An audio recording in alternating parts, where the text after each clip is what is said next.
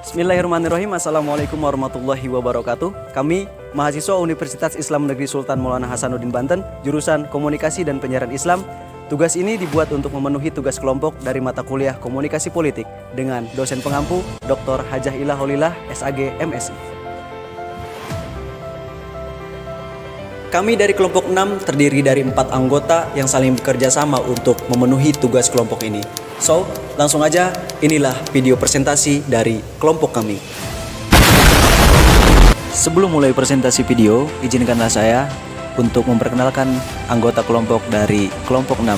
Yang pertama ada Wiwi Supriyani dengan NIM 2015 10 10 9. Yang kedua ada Nadia dengan NIM 2015 100 96. Yang ketiga ada Muhammad Yogi dengan NIM 2015 189. Yang terakhir ada Muhammad Saripan dengan NIM 2015 186. Selamat menyaksikan. Definisi New Media. New Media adalah media yang menggunakan internet berbasis teknologi online, berkarakter fleksibel, berpotensi interaktif, serta dapat berfungsi secara privat atau publik. Secara harfiah, new diartikan baru, sedangkan media berarti alat yang digunakan untuk komunikator untuk mengirim pesan kepada komunikan. Jadi bisa dimaknai bahwa new media adalah alat baru yang digunakan komunikator untuk mengirim pesan kepada komunikan.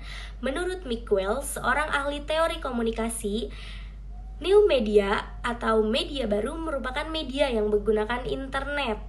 Media online berbasis teknologi berkarakter fleksibel, berpotensi interaktif, dan dapat berfungsi secara privat maupun secara publik.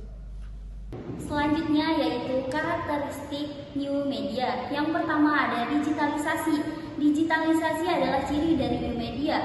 Hampir semua media komunikasi dan informasi sudah mengutamakan bentuk digital. Digitalisasi digunakan untuk mengartikan sebuah kondisi kehidupan dalam budaya digital yang dianalogikan dengan modernitas dan postmodernitas.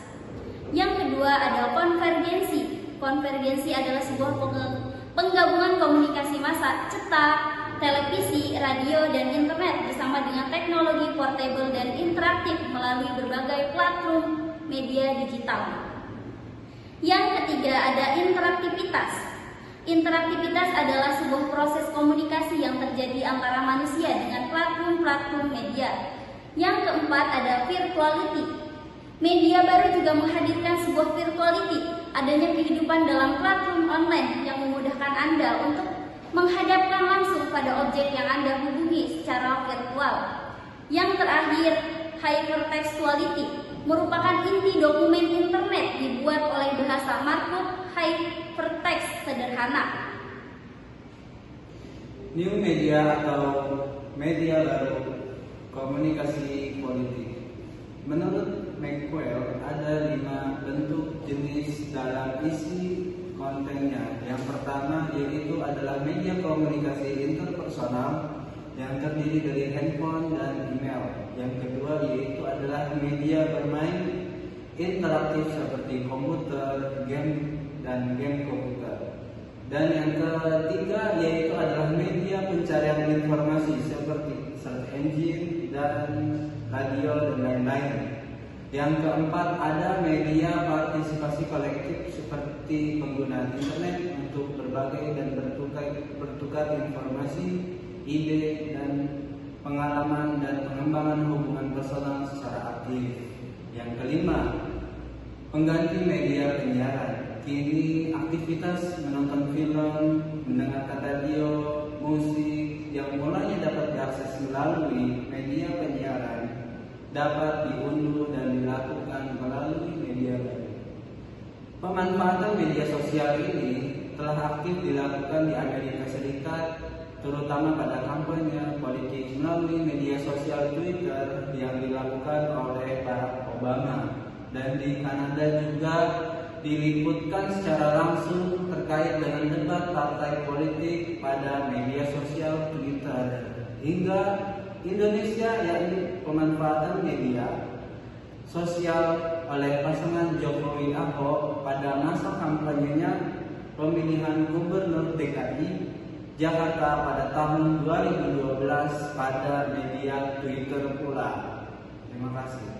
Jika tadinya kita melihat berkampanye politik konvensional itu menggunakan media konvensional seperti televisi, koran, radio, spanduk hingga baliho yang berukuran besar, baik itu terpampang di jalanan ataupun di rumah-rumah kalian, pasti tidak dipungkiri lah, karena itu zaman perpolitikan dari dulu sampai sekarang. Tapi tidak menutup kemungkinan teman-teman, sekarang zaman semakin modern dan zaman semakin keren.